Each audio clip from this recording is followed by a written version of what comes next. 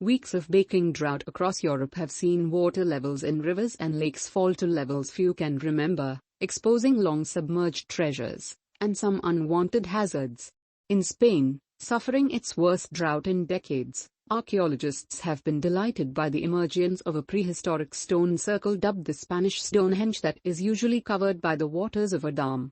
Officially known as the Dolmen of Guadalpero, the stone circle currently sits fully exposed in one corner of the Valdecañas Reservoir, in the central province of Caceres, where authorities say the water level has dropped to 28% of capacity.